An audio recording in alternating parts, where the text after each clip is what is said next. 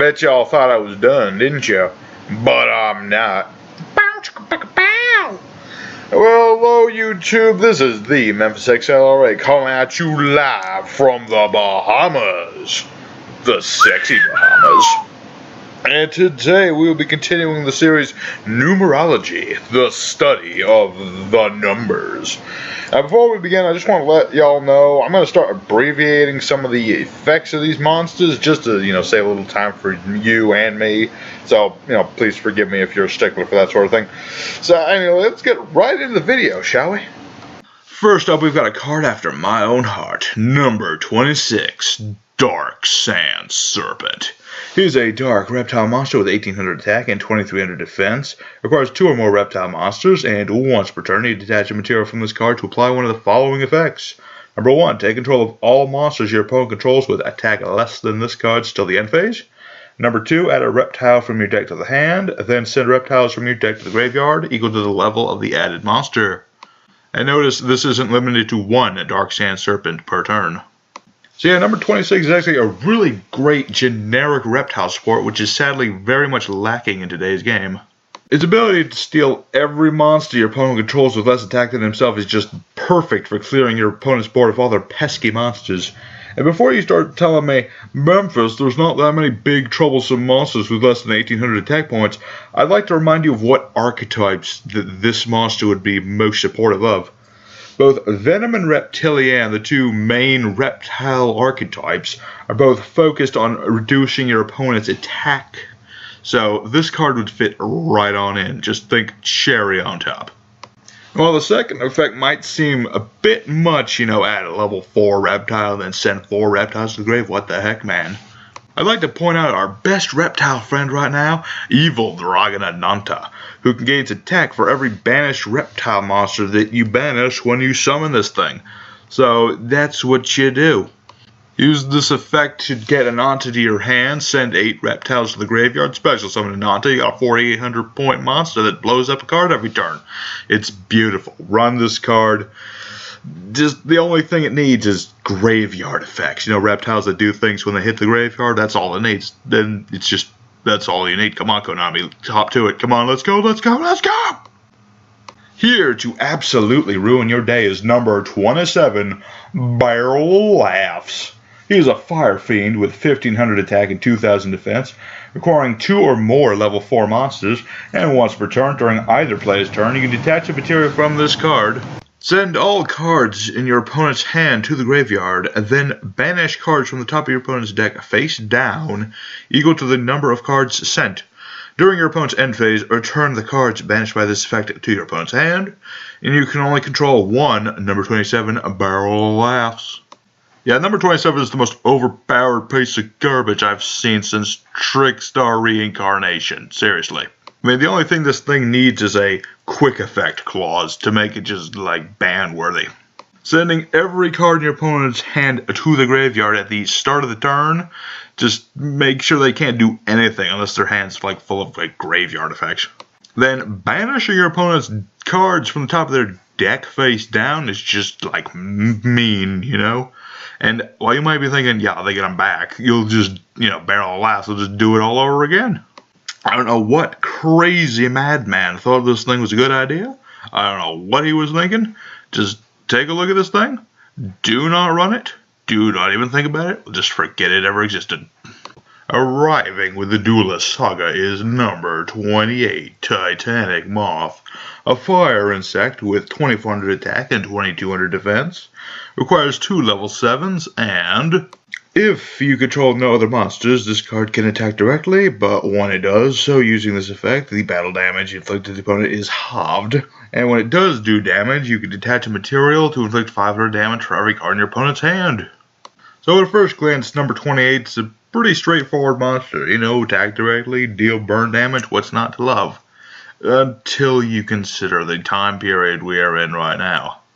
Most, if not all, decks manage to empty their entire hands on the first turn, so Titanic Moth's burn effect is almost never used, and while a 1200 point tickle sounds neat, you most likely want to clear your opponent's board before attacking directly. I really feel like Titanic Moth just kind of missed his time. You know, this has been printed a few years earlier. It might have seen some use, but sadly he's outdone by other rank 7 exceeds, like, you know, number 7, number 11, Dracosac. But, you know, here's an idea.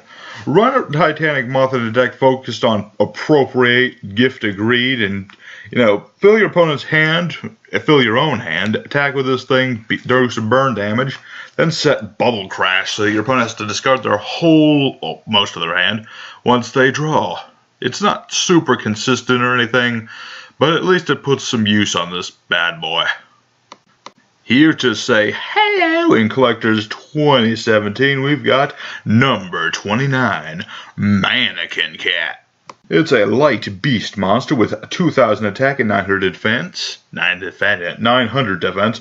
It requires 2 level 2 monsters, and its effect is that once per turn you can detach a material to target opponent's monster in the graveyard and special summon it to their field. When the monster there's a special summon, you can target it, and then special summon a monster from your hand, deck, or graveyard with the same type or attribute, but you can only use this effect once per turn. So yeah, number 29's got a really interesting effect of being able to search out pretty much like any card, you know? I mean, depending on what your opponent uses, yes, but it can search out just a huge range of cards, like Rhoda on steroids. The only real downside I can see of this thing is you don't really want to use its effect to revive opponent's monster that, you know, does something when it's special summoned. But all in all, once this thing comes out, I'm really looking forward to seeing what this thing can do. On a related note, I'm sure Bossman Noble Senpai is gonna love this thing. Noble likes Neckos.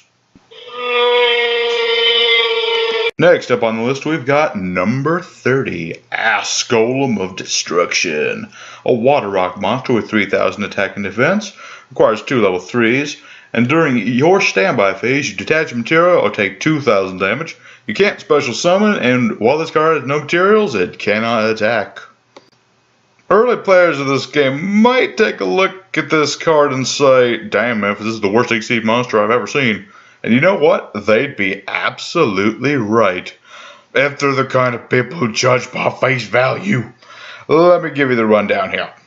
Making sure to go first, special summon Silent Wobby to your opponent's side of the field. Then use 2 level 3 monsters to summon out Acid Golem. Then you play the spell card Onigami Combo to remove both materials from Acid Golem, do not attack. Then play the spell card Creature Swap to give Acid Golem to your opponent, and boom! You've locked down your opponent's special summons, and you've given him a big beater that can't do anything and deals damage to him every turn. And that, children, is how you use a card for what it does, rather than what would seem more obvious. I don't know, just put it in a stall, lockdown, burning kind of deck, and you'll be fine. Giving us all a sense of deja vu, we've got number 31, Embodiment of Punishment. A Dark Fiend with 500 attack and defense, requiring 2 level 1 monsters. His effect, literally the same exact thing as number 13, Embodiment of Crime, except requiring crime. Can't be destroyed by any means, and your opponent takes all the battle damage. This thing, along with number 13, form the infamous 31-13 lockdown, which prevents all your opponent's monsters from doing just about anything. Okay, not everything, I'm just hyping it up because I like this card, but in Kribos, don't judge me. But unless your opponent has some way of negating your monster's effects or removing this thing with, like, I don't know, compulsory evacuation device, etc., this thing could be a very nasty combo of 13. Except that links are coming out, and that's going to prevent you from summoning both at the same time very easily. So, yeah, there's that. Now, if you'll all please excuse me, I need to go cry some more because links again.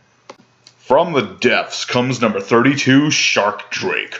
A water sea serpent with 2,800 attack and 2,100 defense, 3 level 4s for the summon. His effect is, when he destroys opponent's monster by battle and sends it to the grave, you detach material, special summon the monster back in attack mode, make its attack 1,000 less, and then attack it again. While the summoning condition of Shark Drake might be a little steep, his effect is none too shabby, I have to say. The damage output this guy can reach is just staggering, and you know, if you got a Shark deck, you should really put at least 1 copy of Shark Drake in it. You know, I just got nothing else to say. That's just a good card. Just, If you can make it, make it. From ancient times to the modern day, here's 33 Chronomaly Machu Mecha. A light machine with 2400 attack and 1500 defense. Requires 2 level 5s. His effect, once per turn, detach material to target a face-up monster your opponent controls. Inflict damage equal to the difference between its original and current attack. And if you do, this card gains attack equals to the damage dealt. So here's that damage output that I was talking about with Chronomaly Atlantis earlier in last episode. Machu Mecha forms pretty much the backbone of Chronomaly's, and he's the mid-level monster between the 4 and the 5. We'll get to the 4 in a minute. So most Chronomalys will make this guy pretty early on. His effect is kind of, you gotta set it up a little bit because not all your opponents are going to be boosting their monsters to huge attack gains. But the ones that do, this guy is the worst nightmare for those fools. So put at least 2 in a Chronomaly deck, I'd say. Or 1 if you prefer, whatever. Just, if you got Chronomalys, use it. Next up on the list, we got number 34, Terabyte, a dark machine with 0 attack and 2900 defense, needs 3 level 3s, and once per turn you can detach a material to target a level 4 lower attack position monster your opponent controls, and take control of it until the end phase. So yeah, much like numbers 10 and 17, number 34 is one of the earlier Exceed monsters, and his effects kind of show that. Well, it's pretty devastating to take control of your opponent's monsters. I mean, that's one of the more devastating things you can do in the game. 34's effect's pretty limited. I mean, for starters, you have to target level 4 lower monster, and it has to be in attack mode. So it's not like you can steal your opponent's big playmakers. And yeah, that's a big shame, really, because if that wasn't the case, this guy would still be used today, I think. Well, maybe. So yeah, despite the chevrons, there's no real threat coming from this guy. Crawling down to sit right beside you is number 35, Ravenous Tarantula. Or if you're a subscriber of Rank 10 Yu-Gi-Oh! Croissant Spider. He's a dark insect monster with 0 attack and defense. Requires 2 level 10 monsters, and his effect is all monsters you control gain attack and defense equal to the difference between your life points and your opponent's. While this card has Exceed material, each time your opponent special summons a monster or monsters, you inflict 600 damage to your opponent. And once per turn, you can detach material from this card to destroy all the face-up monsters your opponent controls with attack less than equal to this card's attack. So yeah, number 35 is actually a really good monster. The attack boost on number 35 is actually pretty good for both finishing your opponent off or making a major comeback. Remember, his attack boost does not mean you have to have more attack. You'll have more attack when you have this thing on the field.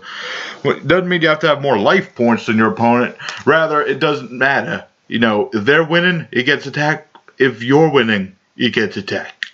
It's amazing.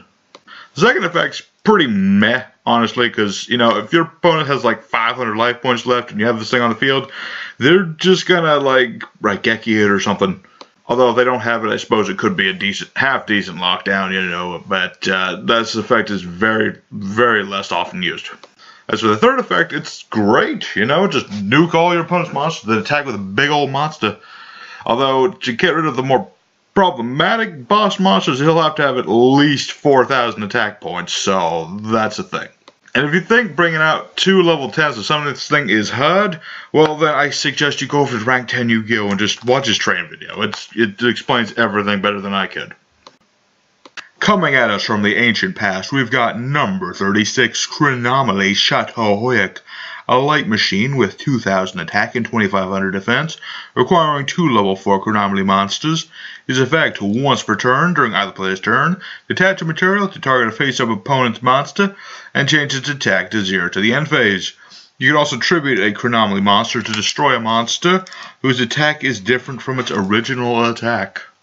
So yeah, Chronomaly Chateauhoyak's effect is beautifully simple. Whether attacking or being attacked, you just detach a material to run over whatever opponent's monster it's in your way. And if for whatever reason your opponent's monster cannot be destroyed in battle, or you need to destroy it by a card effect for other reasons, just tribute a Chronomaly monster and pop it right away. And although Chronomaly monsters aren't the best for generating tribute fodder, I would definitely say Chronomaly Chateauhoyak is at least a 2 off staple. Coming in from absolutely nowhere, we've got number 37, Hope Woven Dragon Spider Shark. a Water Sea Serpent with 2600 attack and 2100 defense. Requires 2 level 4 water monsters. His effect being that when any player's monster attacks, you detach a material, and all your opponent's monsters lose 1000 attack until the end phase. And whenever this monster is destroyed by battle or card effect, you can special summon a monster in your graveyard other than itself. But you can only use each of these effects once per turn. So, other than having one of the most confusing naming conventions ever devised, I mean, what the heck, this guy's a dragon, a spider, a shark, and a sea serpent. I'm just like, make up your mind. The effect is nothing to scoff at. The ability to reduce all your opponent's attacks by 1,000, non-targeted mind you, is just perfect for a battle-oriented deck, like sharks are. But the fact that whether destroyed by battle or card effect, he also revives a monster in the graveyard to further your plays or save you from massive damage is just beautiful. Run at least 2 of this beautiful, weird, ugly looking piece of shit. Coming at you live from outer space, we've got number 38, Hope Harbinger Dragon, Titanic Galaxy. A light dragon with 3000 attack and 2500 defense, requiring 2 level 8s. His effect is once per turn during any player's turn. When a spell or effect is activated, you can negate it and then attach it to this card as a material. If your opponent attacks one of your other monsters, you can detach a material to change the attack target to this card. And if face-up exceeds monsters of yours are destroyed, you can target a face-up exceeds monster you control, and it gains attack equal to one of the original attacks of the destroyed monsters. So yeah, Hope Harbinger's effects are pretty good, and he's very relevant in today's meta-ish game. His first effect to negate spell cards is actually very disruptive, especially if you're playing up against pendulums or something. And it's really nice that his effect isn't the first spell card the opponent plays. That way you don't negate the sparks, and you do negate the Raigeki. Kenneth would be the sort of person who would negate a sparks, by the way.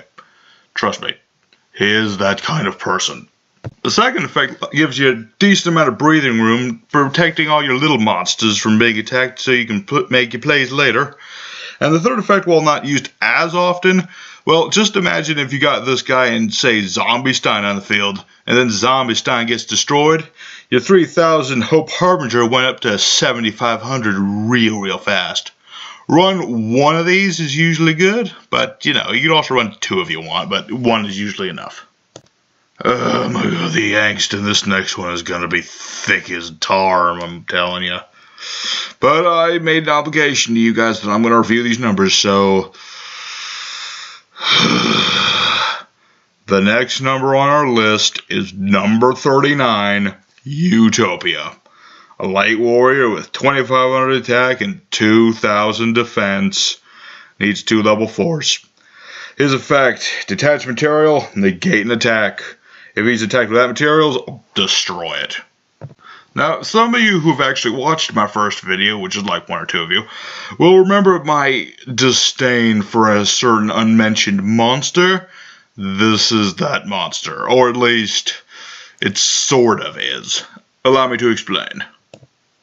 Now, with this stat line, you could probably infer that this guy was actually the main boss monster of the main character of Yu-Gi-Oh! Zexal, Yumasukumo.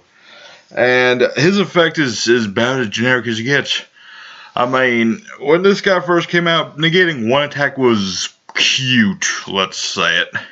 But bear in mind, once he loses his materials, this guy gets run over by, you know, anything. He gets run over by Thousand Eyes Illusionist. For Pete's sake. I mean, come on. What are you doing here? And at one point, Chronomaly realized this. As the anime progressed, numbers were getting better and better effects. So what did they do? They introduced 5 alternate versions of number 39. We are not going over each individual effect because that would take forever. These guys all have an effect that allows them to be stacked on top of Utopia, you know, like Frozen Lady Justice, but like a million times less interesting. And all of this culminates into the main Utopia, number 39, Utopia the Lightning, whose effects allow him to not only prevent your opponent from playing anything when he attacks, but can also double his attack to a staggering 5,000, beating over most boss monsters. So, sad to say, the only time you're ever going to see Utopia is when the lightning is coming out.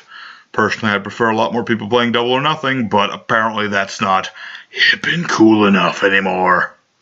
Getting away from annoying 39s, we've got number 40, Gimmick Puppet of Strings, a dark machine with 3,000 attack and 2,000 defense, requiring 2 level 8 monsters. His effect allows him to place a string counter on every face-up monster on the field except for himself. And if he does, during the opponent's next end phase, you destroy all the monsters with string counters, and then deal 500 damage to your opponent for each monster destroyed. The problem with all this? Gimmick Puppet of Strings has to survive this turn in order for this effect to go off. As in, if he's destroyed, string counters do absolutely nothing. Well, he does have a decent body for rank 8, so did Titanic Galaxy, and we already explained how much better that guy is. But we're going to come back to number 40 in the future once we get to a certain branch of number monsters. But as it is, stay at 1 with this guy at best. Next up is a more recent card, number 41, Bouska. Or Topyrannus the Stupor Beast if you prefer. He's an Earth Fiend with 2,100 attack and 2,000 defense. Requires 2 level 4 monsters, and his effect is, while in attack position, this card cannot be targeted or destroyed by your opponent's card effects. And while in defense position, it change all face-up monsters to face-up defense position, and negate the activated effects of all defense position monsters. But during your standby phase, you must detach a material from this card, or it is destroyed. Bouska is a very recent addition to the number family, and it tells us in his effect. The first effect is great for attacking, as it prevents Bouska from being destroyed or targeted by the most tricky of all card effects, such as Quaking Mirror Force, Compulsory Evacuation Device, Drowning Mirror Force, whatever the heck you want. His second effect is also very good for stun, because you put him in defense mode and then your opponent summons a bunch of big monsters ready to use their effects. Nope, they're all in a stupor. See, that's where the effect comes in. They get drunk. Very drunk. Don't drink, kids, don't drink. The only problem I could honestly tell with this guy is that he only lasts for 2 turns, because they had to put some sort of limit on this guy. But you know what? I really want to see what they do with this card. So, run 2 of them and see what you go with that. Proving that life really does exist beyond our stars is number 42, Galaxy Tomahawk. A light machine with 0 attack and 3,000 defense. Requiring 2 level 7s, his effect is, you can detach both materials from this card to fill your field with Battle Eagle tokens. These tokens are destroyed during your end phase, and your opponent takes no battle damage during the turn you activate this effect. So, Tomahawk's effect is actually good for, clearing out your opponent's field through battle, and that's about it. I mean, your opponent doesn't take any damage, so you can't swing for the game with this, and the 2,000 attack points can't get over, some level 4 monsters, so, that's the thing. However, I do want to mention that there are certain cards like Token Sunday and Token Festival that work wonders with tokens. So, there's certainly some crazy combos you can do with this thing, and I suggest giving it a shot, at least, once or twice, Looking like a bad reject out of an indie game, we've got number 43, the Manipulator of Souls. Oh, so edgy, look at me, I'm so edgy. He's a Dark Fiend with no attack or defense. Requires 3 level 2 dark monsters for his summoning. His effect being, once per turn, you can detach material from this card, then target a number in your graveyard and equip that target to this card. While equipped with a number card, this card can be destroyed by battle card effects. And once per turn, when you gain life points, you can make this card gain an equal amount of attack and then inflict that much damage to your opponent if this card still remains on the field. So much like number 6, number 43 requires a bit of setup, as you already need to have at least 1 number in your graveyard to use his effects. Starting out at 0 attack and defense is a bit not so good, actually. Even though this card is immune to battle and card effect destruction if you have a number equipped to him. But there is a way around this with his effect. Play the trap card Aegis of Gaia in your deck, and then play it once you've got this guy on board. Boom, you got a 3,000 attack monster, and you've done 3,000 damage. Your monster can't be destroyed by battle card effects. You're all set. Unless they blow up Aegis Sky and you take 3,000 damage, but don't worry about that. Go to your happy place. Soaring in at number 44, we've got Sky Pony, a light beast with 1,800 attack and 1,600 defense, needs 2 level 4 monsters, and once per turn you detach a material to target a face-up monster your opponent controls and destroy it, unless your opponent pays 1,000 life points to negate the effect. So yeah, let's take a quickie look at this clusterfuck of a card, shall we? Despite being a light monster and completely generic, I'm going to go out and say that Sky Pegasus is probably the worst number on this list. His stats are mediocre at best on a level 4 monster, never mind a rank 4 monster, and his effect is kind of asinine, to be honest. I mean, if your opponent's got a big monster that they need, they'll pay the life points and curb stomp you next turn. If they don't, they'll just let you destroy it and then curb stomp you anyway, because this guy is just useless in general. Don't run it, don't even think about it. Even if you like Pegasi. Pegasi, yes, Pegasi is the right word. Here to lay down the law is number 45. Crumble Lojos, the Prophet of Demolition. A light zombie with 2,200 attack, 0 defense, requiring 2 or more level 2 monsters. His effect being, once per turn, detach a material from this card, target another face-up card on the field, yours or your opponent's. While this monster is face-up on the field, that target has its effects negated, and while that target's on the field, cards with the same name as that target and their effects cannot be used. Being BFFs with certain aforementioned frog support monster that I mentioned earlier, Crumble Logos actually sees a decent amount of play in today's game. He usually fits pretty good in a Paleozoic deck, as that deck's just all about spamming level 2 monsters, and this guy can use as many level 2s as you want.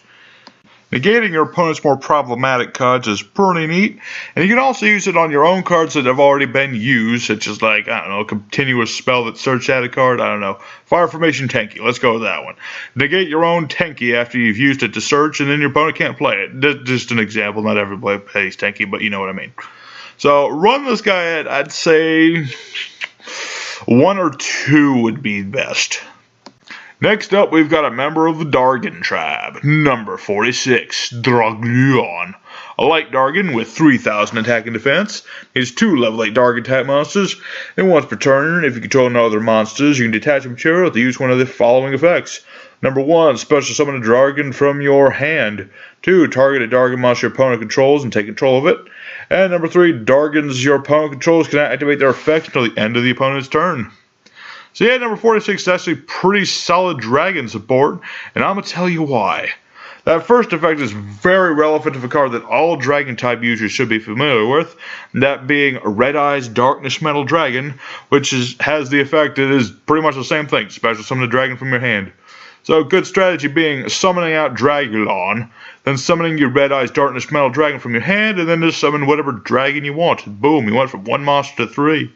That's some sweet deals for me, baby.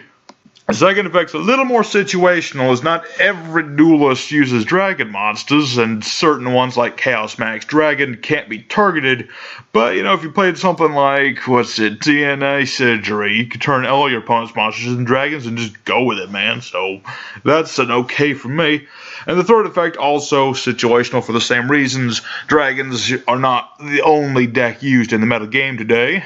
But those that do have some pretty powerful effects, and so being able to negate all those effects for a turn is pretty solid, so Dragalon gets a pass. And if you're wondering how you summon this thing, a good strategy is to use the Mythic Tree Dragon and the Water Dragon, which are basically purpose-built to bring this thing out. So, you know, run a couple of those in your deck, and then, well, when I say a couple, I mean 2 of each. And then just turbo this thing out as fast as you can. It's beautiful. Just go with it, man. I'm going to do it. Jaws makes his return in number 47, Nightmare Shark. A water sea serpent with 2,000 attack and defense, needing 2 level 3 monsters. His effect is that when he is special summoned, i.e. not just exceed summoned, you can attach a level 3 water monster from your hand or your field to this card as a material. You can also detach a material from this card and target any water monster you control, and it can attack your opponent directly this turn, albeit other monsters cannot attack that turn. Man, oh man, will the shark archetype ever cease to amaze me. Nightmare Shark's effect is just great, man. I mean, whenever it's summoned, it automatically gets an exceed material, which means its effect is always applicable. The fact that its effect can target any water monster you control, not just itself, means you can deal some serious damage if you have another high power shark monster, or any water monster really, on your side of the field. Run at least 2 in your deck, and here's a little thought here. So here's what you do. Summon your Nightmare Shark, whether by exceed summoning it or playing Call of the Haunted, just bring it back from the graveyard, and make sure you got Shark Fortress on your field. Use Nightmare Shark on the Fortress, use the Fortress effect, and bam, Shark Fortress attacks your opponent twice directly for a staggering 4,800 damage. Now that's what I call hammer time. You know, like hammer shark, like a shark. From the depths of the night, we've got Edgelord's younger brother, number 48, Shadow. Wait, what the heck? Karibo, get off the freaking screen. It's not your time yet, you little fuzzball. Get out here, get. Seriously, the nerve. Freaking prima donnas think they can just upstage the numbers. Seriously, man, I tell him he gets on video, and this is what he does. The nerve. Anyway, number 48, Shadow Lich, is a dark zombie with 1,800 attack and 0 defense. Needs 2 level 3 monsters, and once per turn during the opponent's turn, this all being a quick effect actually, you detach material and special summon a phantom token. And while you have these tokens, your opponent cannot target this guy for attacks, and he gets 500 attack for every phantom token you've got. Okay, now I'm starting to miss the Karibo. I mean, seriously, what is this card even for? Protecting himself from being destroyed in battle is nice, but I'd really prefer if this guy had protected the tokens, because he kind of needs them to stand on, because if you'd have noticed, he has no legs. And while there are plenty of cards for protecting tokens, that's just not enough, man. It's just not enough. Plus, just because he's not indestructible in battle, you just can't target for attacks, your opponent will just play, Tribute to the Doomed and just get right rid of this thing. And then you got a couple of low-level tokens with low stats, and your opponent will just run them over. Run this guy if you want to make a spooky, scary Halloween-themed deck and don't feel like playing Ghost Tricks. That's it. That's all I can think of. Here to sing you a sweet little song, we've got number 49, Fortune Tune. A light-winged beast with 400 attack and 900 defense. Needing 2 level 3 monsters, his effect is, during your standby phase, you get 500 life points. This guy can't be targeted by card effects, and if he would be destroyed, you can detach a material from him instead.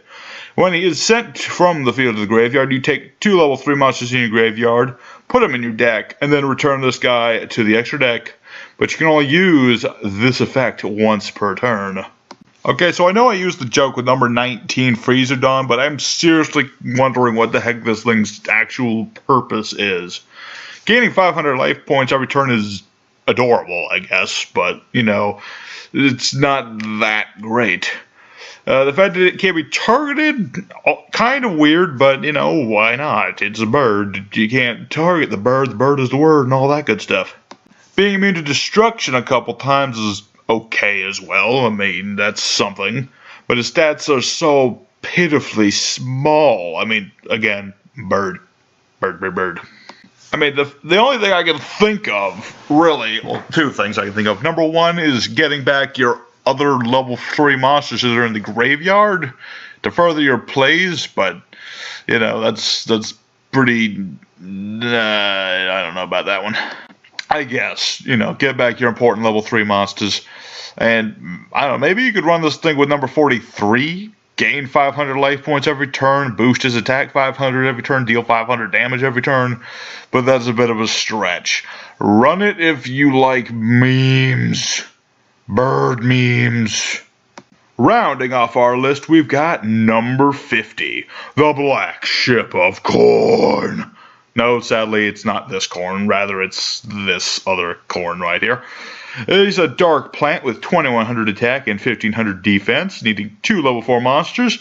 And once per turn, detach a material to target a face-up monster your opponent controls with attack less than or equal to this card's. Send it to the grave and burn your opponent for 1000. But this card cannot attack the turn you use this effect. So yeah, in the early days of Exceed summoning, number 50 was actually a bit of a staple in any rank 4 engine, as is, he's generic and everything, and he's got a okay effect. The fact that your opponent has to have a monster that's equal to or weaker to this monster is a bit tricky, but, there's plenty of targets for it in the game that are actually pretty good for your opponent, and you'd rather not have them on the field.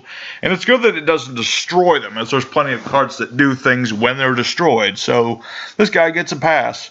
I would have liked it if he could have attacked, but I guess for early Xyz era, that would have been a bit too much.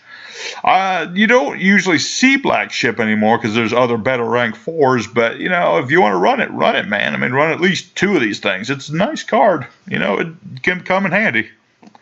Ladies and gentlemen, we have now reached the midpoint of numerology. Thank you all for sticking with me thus far, and welcome to all of you who are just now tuning in. Next episode, I'm really excited for this one. We'll be looking at numbers 51 to 75. Now, there are 3 slots missing in this roster, so I'll be stretching the old creative muscles once again. But don't y'all fret, I did not fill all 3 places with Karibo support. I filled 2 with Karibo support, and then the 3rd with the gamble card. Once more, I won't be looking for subs. I'll save that for next episode. I think I deserve it by then.